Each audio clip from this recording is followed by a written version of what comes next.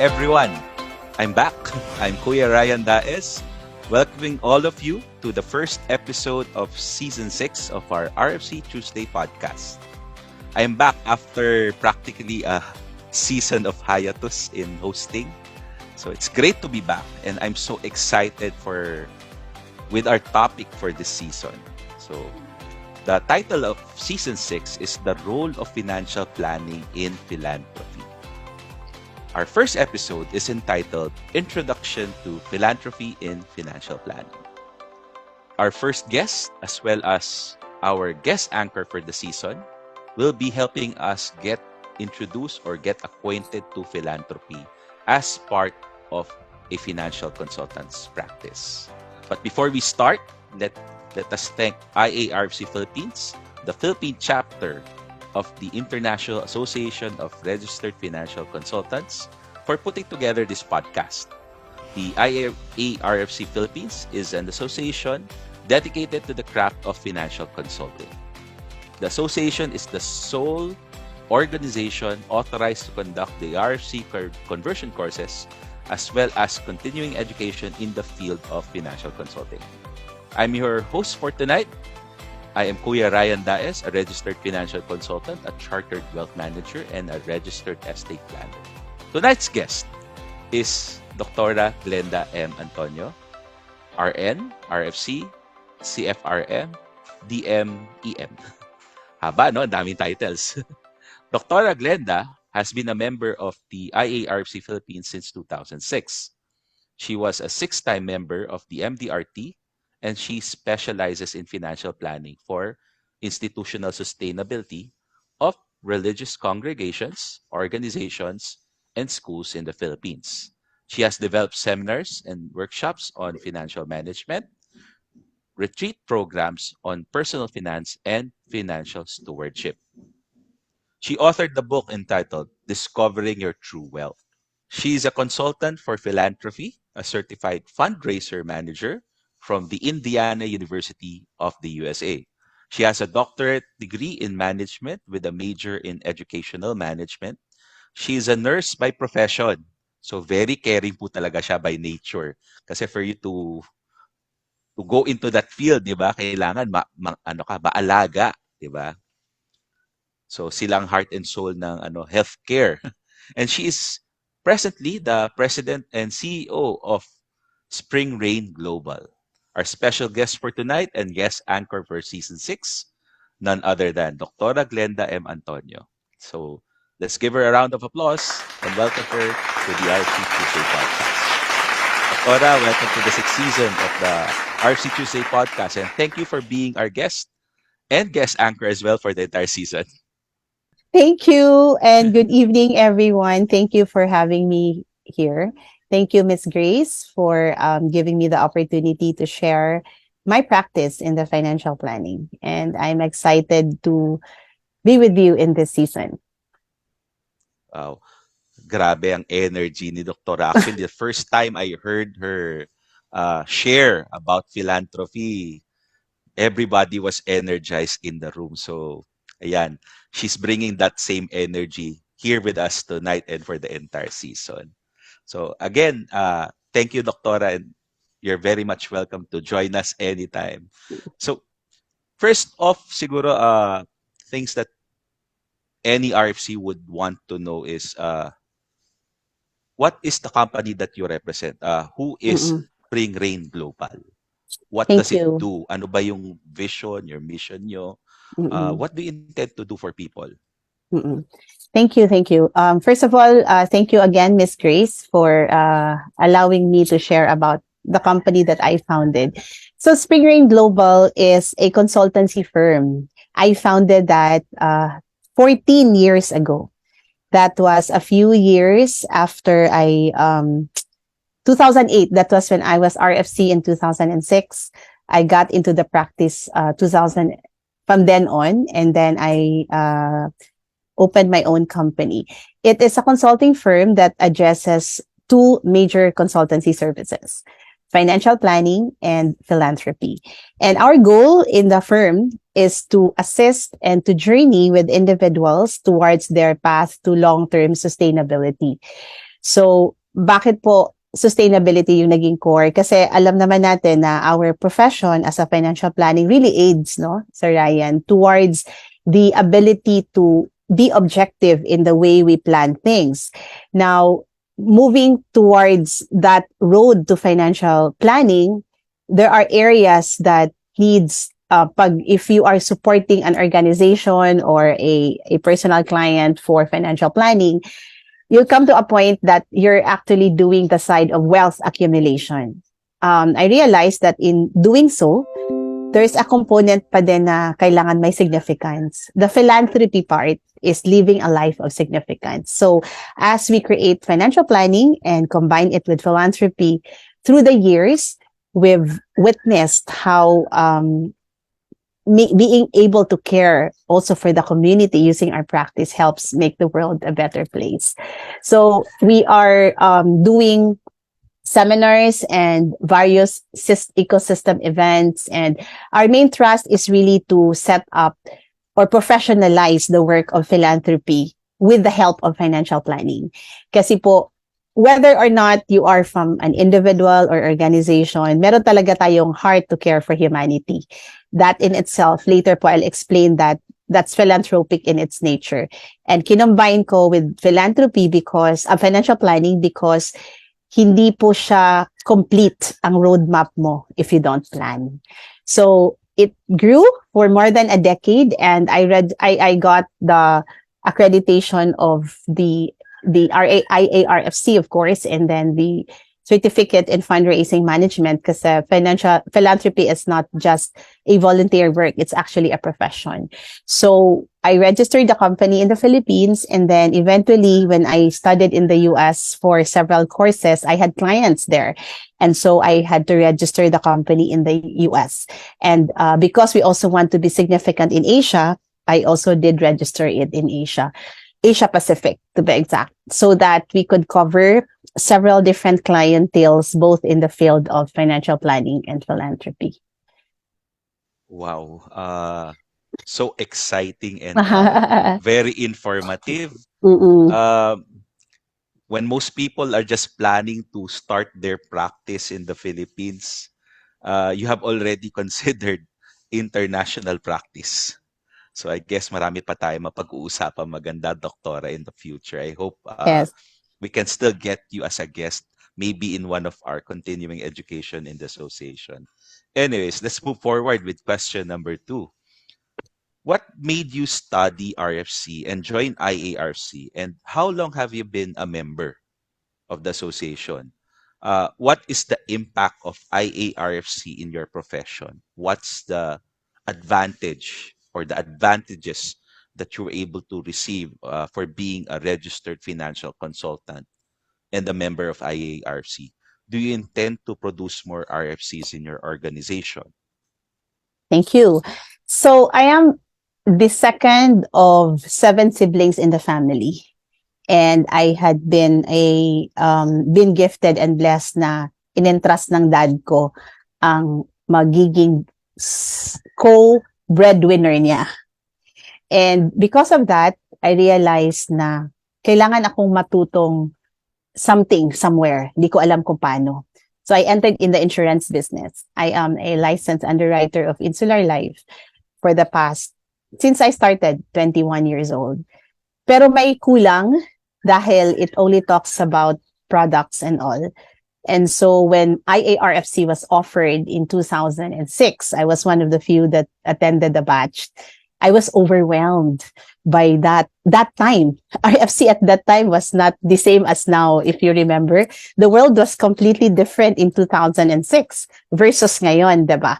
At least now we've done our part to educate a lot of people. But at that time, it was not the same. But I immersed myself for a personal reason, because as a breadwinner of the family, I need to support the now without sacrificing my own future.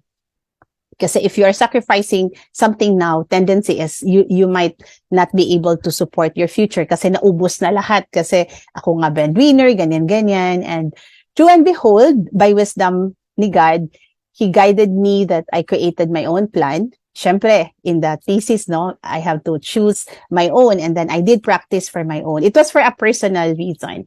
Until such time na I decided to really practice it in the financial planning world. And my clients in the insurance business were various different persons and organizations.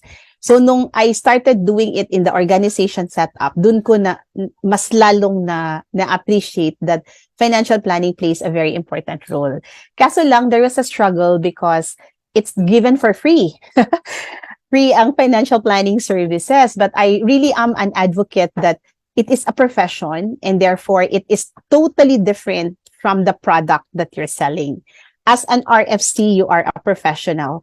As an agent of any organization, iba naman ang incentive mo for that is for the product solutions. So I had the struggle of professionalizing it in a way na we were like doctors ba na when somebody goes to you, there are times that you need to give it for free, but there are also times that when it's so tedious, especially for institutional, you have time, you need time. So it has to be professionalized. So as a member of RFC in 2006, I really loved the profession. And di lang ako masyadong nag-engage sa association with fellow RFCs because I was too busy with my clients, building it up over the past years until I known and I've sent some of my staff also to study na kasi I want to have more RFCs growing in my organization.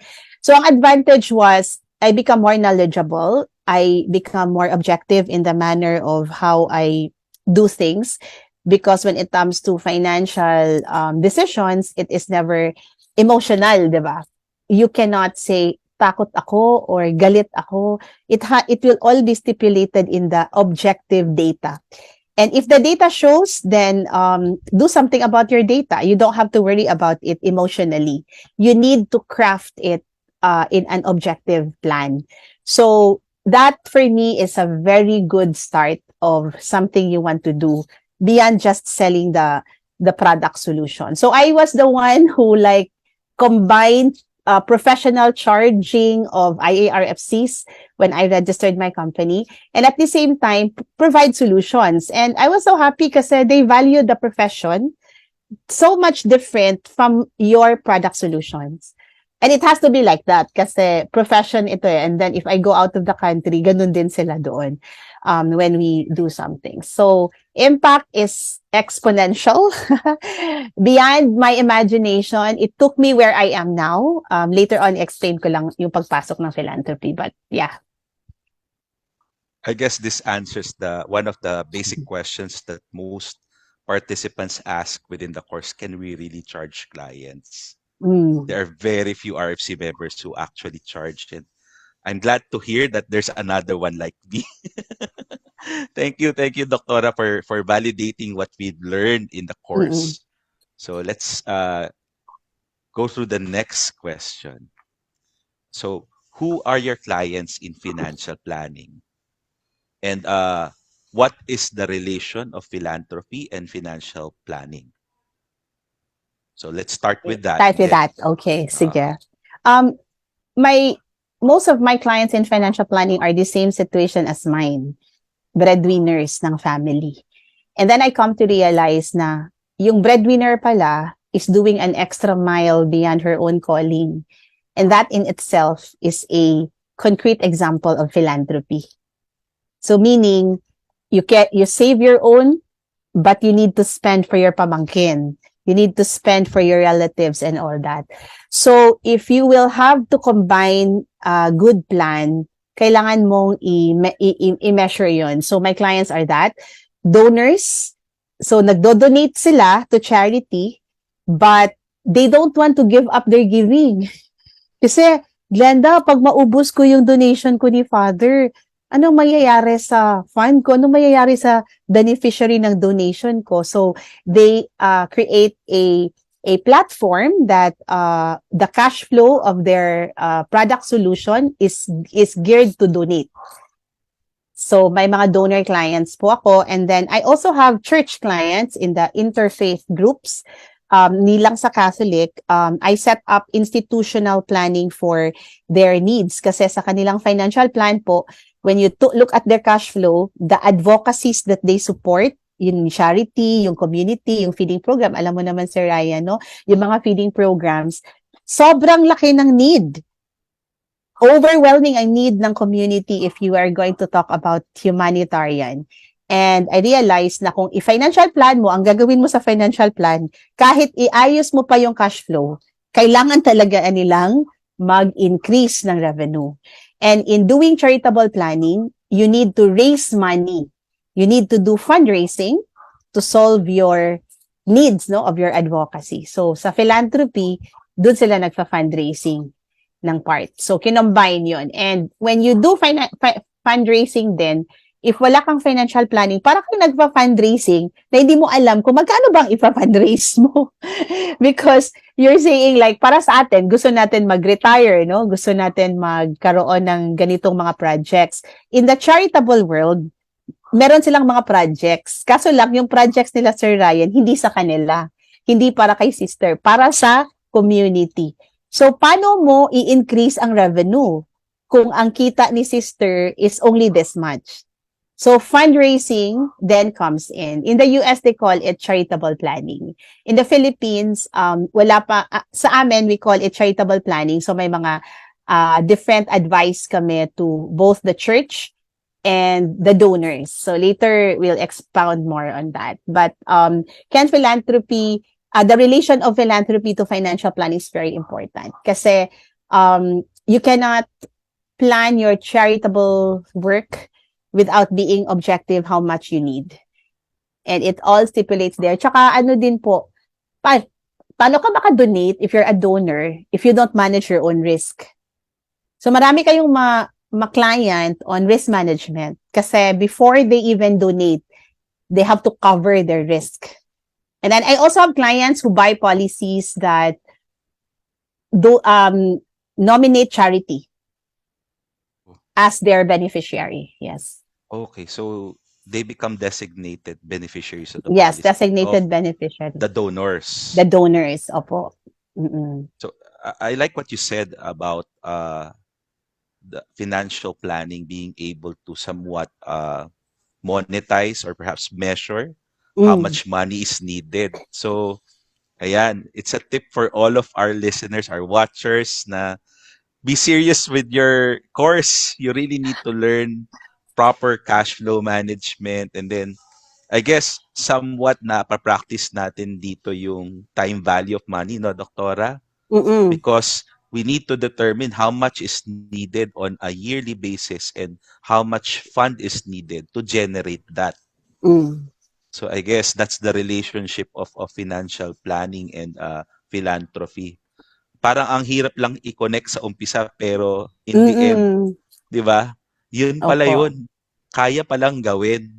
So, Oo. 'di ba yung inaaral natin sa financial plan, especially in retirement planning, Mm-mm. we can choose between capital depreciation and capital intact. I guess you use those widely in your or extensively in your practice.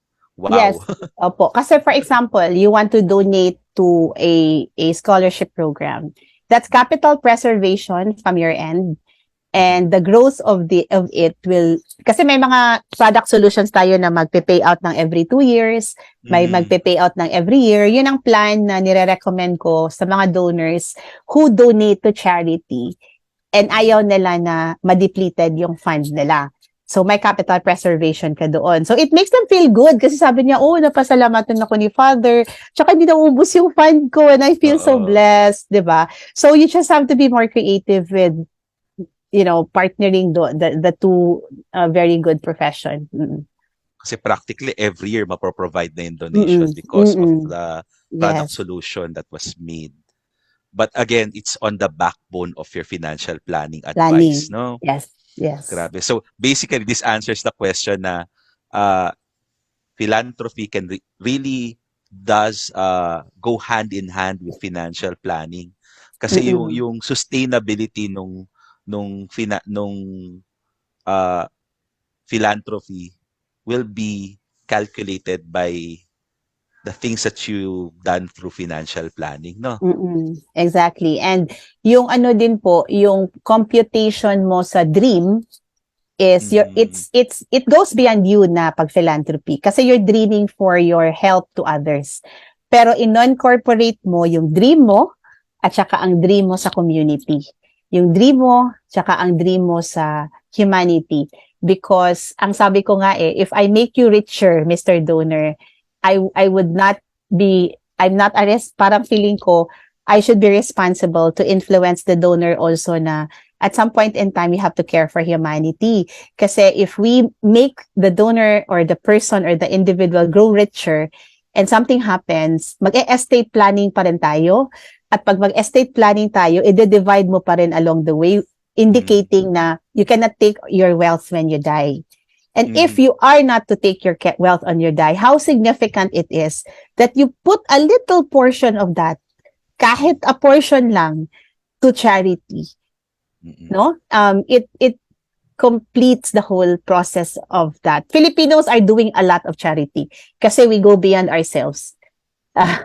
Tumutulong tayo really, but we need to help them para ang kanilang tulong will not end, na hindi na sila makadonate ngayon dahil nagkasakit or Mhm. they don't have a health fund. So you need to cover them with health fund first kasi para naman, Mr. Donor, you can continue to give, you need to cover yourself with risk. So Mm, in the process, nabuo mo yung whole financial planning, no? Yung risk management, all the financial planning steps nabuo siya bago ka mag-philanthropy. So in other words, it will complete your recommendations at the same time do something significant. And nakita ko din po when they do charitable planning, sobrang blessed sila sa kanilang life. And they get more and more and more blessing and they buy policies to charity, to support charity. Doktora, Mm. you mentioned about risk management playing a Mm. big role in philanthropy. So I would guess that you always include as part of your recommendation for the donors to get a life insurance coverage that would provide bigger wealth for his heirs or perhaps his beneficiaries. And included in the beneficiaries would be their favorite financial well institutions where they donate. Mm. Do Yes. you is that what you do basically? Yes, yes.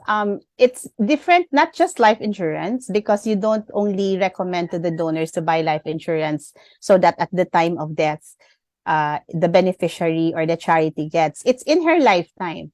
Kasi there's a product solutions also that combines variable insurance, right? Na Hmm. pwedeng may cash flow. So part ng cash flow niya, aside from getting on living benefit, siya nang mag-a-assign na magdo-donate siya on a regular basis on her living years. Wow, Oo. exciting. Yes, And and ang oh, there are also products that provide anticipated endowments, I yes, believe. that's exactly what I said. Anticipated endowments. And what's exciting is because whenever magpa-planning together with the donors, they get excited listening to the charity ba. And hindi ka naging focused to you alone, yayaman ka, dapat ganito ka. Kasi parang it's all about us, which is okay. But when you start thinking of the others, madedivide yung heart mo ba? Tapos natutuwa sila na, you know what, the charity becomes ganito.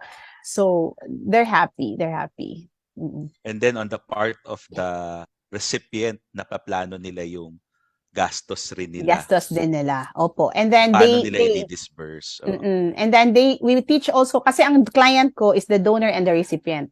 So yung Wow, okay. recipient din, you need also to teach them financial planning. Kasi kung ikaw si charity and you don't have a financial plan, paano mo ma-relate sa donor magkano kailangan mo? How will you relate to the donor that your cash flow needs help?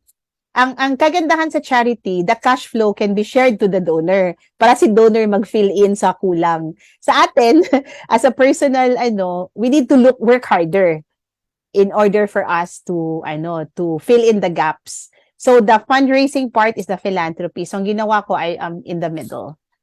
Oh. Mm-mm. So ikaw yung parang you are the architect that puts everything Mm, together. mm, Ito may maganda akong follow-up question ni Sir Boyet Benavides, ang ating IARC president, who also happens to teach investment planning and Mm, management sa course.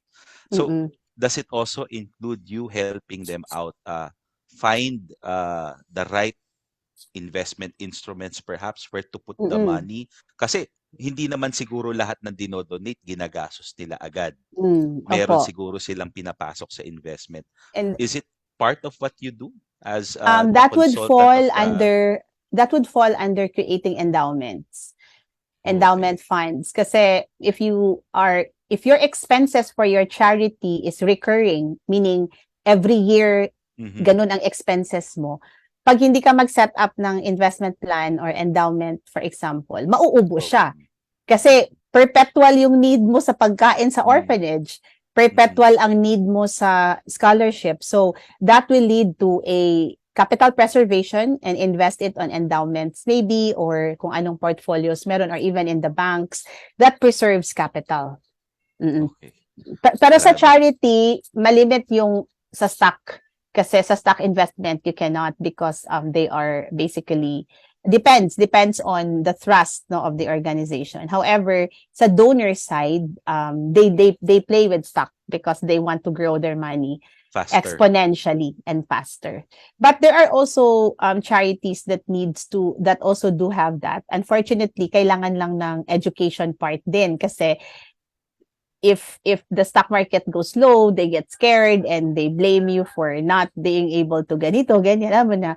So it has to be education. I really salute IARFC for really having constant education, because it starts with the knowledge. Kawawa naman yung agent or the consultant who in her or his right mind shared the platform, and then hindi niya control yung results din ba. So it would depend, but financial planning can provide many, many, many solutions. Mm-mm. Wow. Ay, ito, may follow-up question tayo naman from Ah, Attorney Nick Cabanyero, yung ating lecturer for estate mm-mm. planning. Mm. Uh, so, maybe, well, I guess basically the question is, di ba, may estate planning rin bang kasama Mm.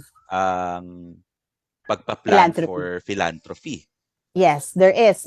Basically, especially on land, no, because there are many philanthropists or donors na who donate also land to charity.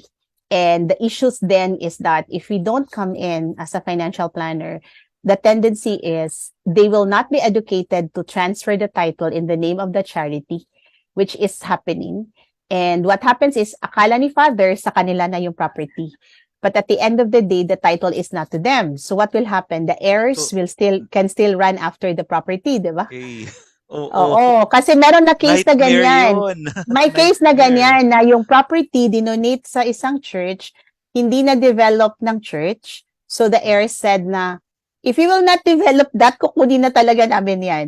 And then you have to be careful, because the heirs will still have the right if there is no title Yes. of the Yes, property. if the Mm-hmm. donation wasn't pushed through, then it's Exactly. still part of the estate of the donor. Exactly. Opo. So that Wow. explains why it's very hard to not educate. And I will share to you in Europe, example sa Europe. Maraming mga clients doon that really needed us, no? Because in our practice, we can really go anywhere in the world. You may not Pwedeng just have to international. limit. Opo, you may not just have to limit naman, kasi may mga Filipinos working there, 'di ba? May mga Filipinos all over the world. But sa akin, mga foreign ito, experience ng fellow financial planners that I also spoke with. There are a lot of wealth that is happening na pag namatay yung isang donor at wala siyang financial plan, yung kanyang wealth frozen sa bank, 'di ba? Oh, So kung okay. 'di ba, kasi wala siyang nasa bangko ang pera. So paano i-transfer ng bank ang pera niya? Wala siyang kin Oh, single. single. So ano mangyayari? 10 years ata magstay sa bank. If nobody claims it, then it goes Goes to back the to the government. state, the government. Kaya kung Oh, napansin nyo, may mga sulat na you inherited something in the email. Kasi maraming oh, mga funds in the bank that are not moving kasi there's no kin, next in kin. Lalo akong Parang nadodormant yung account nila. So, kasi ini-inform ng bangko. wala ngang financial Walang, planner na oo. nag ano sa mga wealthy people who've accumulated so much of their wealth but not able to plan well. So ganun ang mangyayari. They leave this world and they work so hard for the money and end up not being able to use that money for the purpose it brings kasi hindi nga nagkaroon ng plan. So ano mangyayari? Nasasayang yung funds. So we Sayang. really have to run after sharing talaga, at least na they really have to have a financial planner. And yun, sa financial planning, pwede kang retained. Retainer ka as a financial Okay. Oo, planner. yeah, Kasi yeah. you're not driven by product solutions, but you're driven by the advice that you give or the plan that Mhm. you make every year or every month. Kasi yung implementation nung Yes. plan. Opo. So, Retainership siya. Para naman talaga tayong professional na oo. talaga nagko-coach ba? No? Oo. Nice, no? Very exciting. Ang dami kong Oo, natututunan, super. doktora. Oo. Grabe, buti na lang ako anchor for this season. Kasama kita. Kasama tayo, Oo. magde-discover. Oo. Okay, so we're on our last question. So, Mm. sorry kung medyo manganganak ng konti kasi sometimes we would encounter answers that you have that warrants additional questions It's for okay. clarification. Okay, Yes. so what made you incorporate financial planning with philanthropic planning? What do you think is the most essential part of the financial planning process in relation to philanthropy?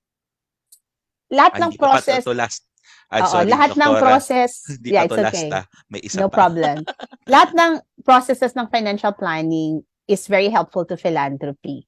Kasi even in the assessment, you need to know how much wealth you have, what are your assets. May mga assets kasi in the assessment na feeling mo wala nang gamit kasi na-inherit niya sobrang dami. Yung iba diyan Mhm. kailangan niya niyang i-donate or yung iba diyan kailangan niya ano ng wealth. So assessment would play a role. Cash flow all the more because you need to plot. Risk management kailangan.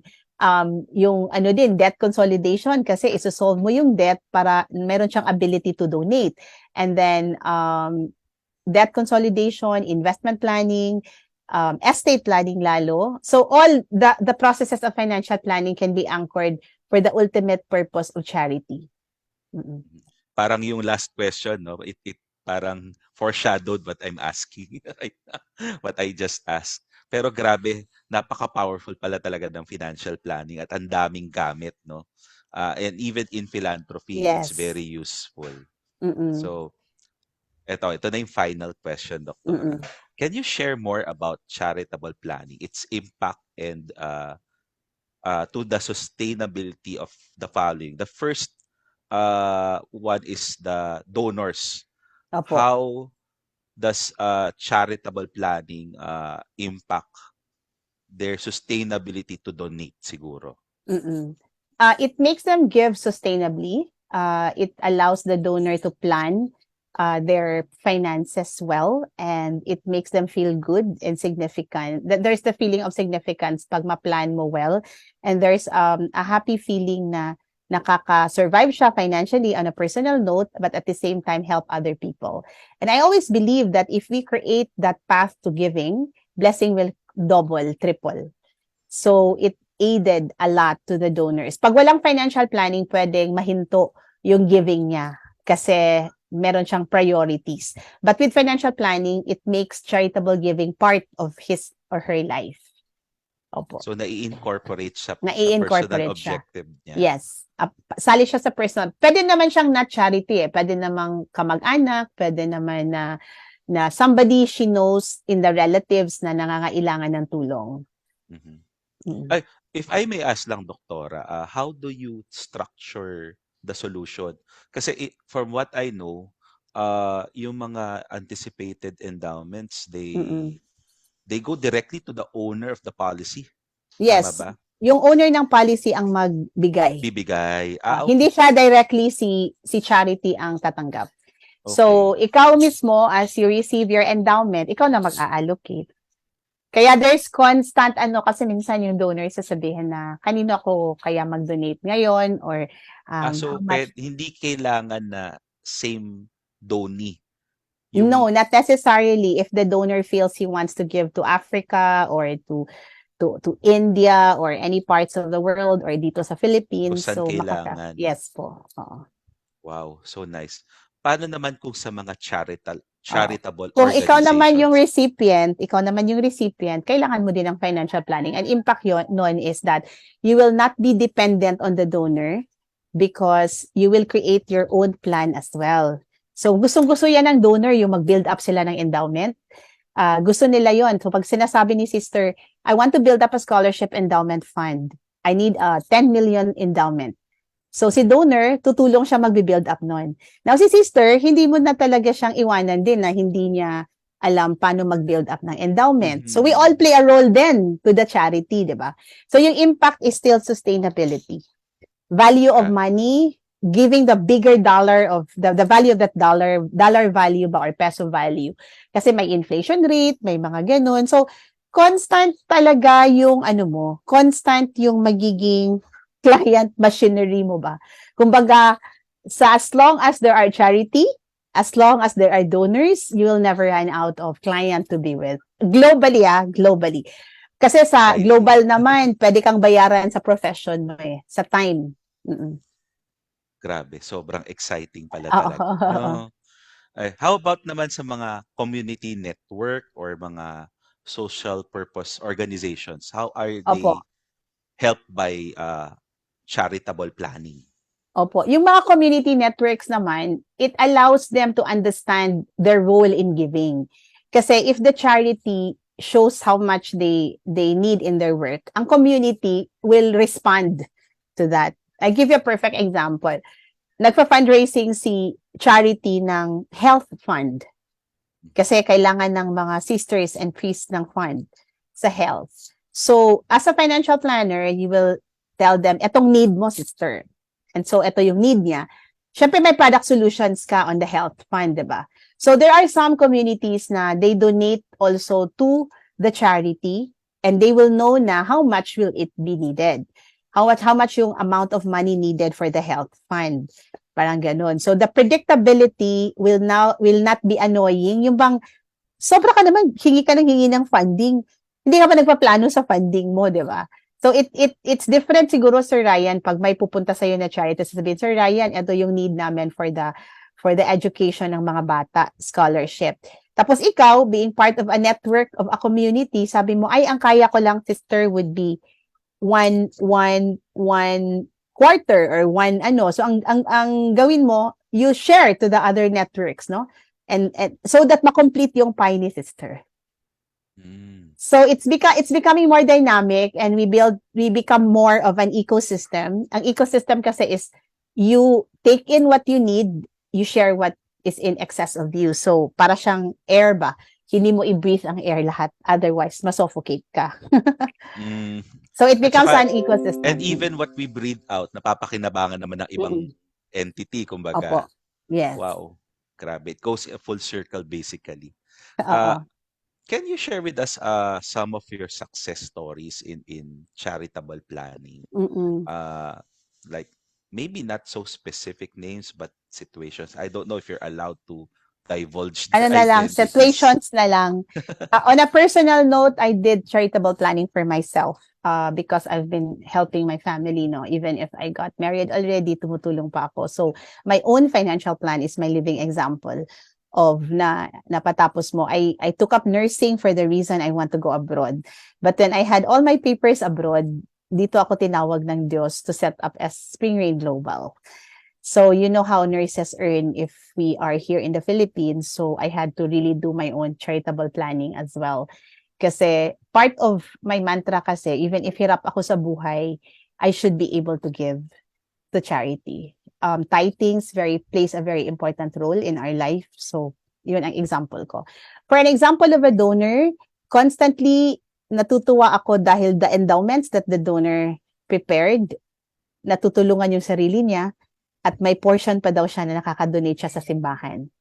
A Wow. perfect example is anticipated endowments. And sabi niya, siguro Glenda, ito na yung time na feeling ko, nare-reward ako ng blessing ng Diyos dahil hindi ako naging, I didn't think just of myself. I thought of other people. Meron akong isang very, very highly prestigious client na nag-craft ako ng financial plan for him. And he said, Glenda, I want to give to my nurse.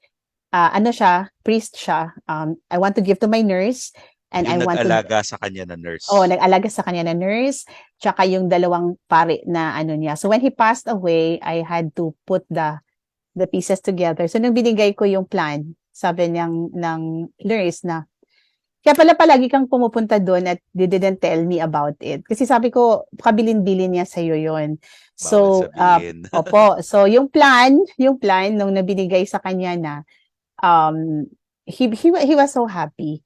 So, yung reward ng success story ng pag-transfer ng legacy in a more charitable way is very good. Sa mga charities naman, I think Miss Grace, when I invited her sa aming financial planning forum, she witnessed how our system in doing financial planning to philanthropy have helped charitable organizations plan their funding needs and achieve their funding goals through financial planning. So, nasusustain ang mission ng simbahan. And any Wow. form, Catholic Church man or ano, so we all play a major role. Grabe. Ang charitable planning, ang philanthropy, it also extends to legacy planning. Mm-mm. Kakatuwa. Grabe. Lahat na halos ng area ng financial planning It's na there. It's i-connect all there. natin. It's all Yes. there. Grabe. Oo. Yeah. Anyways, so I guess those are just the questions that we have for Mm-mm. you tonight, Doktora. Thank you. Thank you so much. Thank you so much for your generous sharing of your time with the RFC Tuesday podcast. Ang dami namin natutunan. There were so many insights and connection between the practice of philanthropy and the practice of financial plan. Thank you so much for It your is an time. honor. It is an honor for me, and I'll see you in the next episodes. This is such a great blessing, and we continue to be a blessing to each other. Thank you, Miss Grace. Thank you, IARFC. Continue your Ah, great work. hindi pa tayo tapos, Doktora. Let me just Pa. segue to for all of our watchers, our avid fans, hopefully. Uh, Please do watch out for the announcement of our next episode. Although very predictable naman because the RC Tuesday podcast is being aired every second and fourth Tuesday of each month. But do watch out for our next speaker and the topic for the next episode. For RFC public courses and continuing education, uh, training, seminars, please visit the IARFC Philippines Facebook page for announcements of schedules. And I would also like to remind all of our former participants of the RFC conversion course, those who haven't renewed their membership yet, active members are now can now receive free continuing education seminars, and you are also provided official access to the IARFC website, wherein your membership can be seen by your clients or your prospects if you are an active member of the organization. The website is www.iarfc.org. So, sana po mag-renew tayo because the association will be giving us more learnings for this year. Naka-line up na po yung ating mga continuing education. For membership renewal information, please do contact Ms. Arlene Baguyo at iarfcph@gmail.com. You can also contact her through 0917-645-7846. So, please do contact IARFC Philippines for your membership renewal. So our RFC Tuesday podcasts are shown every second and fourth Tuesday of the month. That is why it is important to follow us on Facebook. Episodes are pre-recorded and are broadcasted through Facebook Live. On behalf of our executive producer, Ms. Grace De Vera Escobar, this is the RFC Tuesday podcast saying, It's better to be in the know than to be the last to know. good evening, everyone. See you in the next episode. Good night. Good night.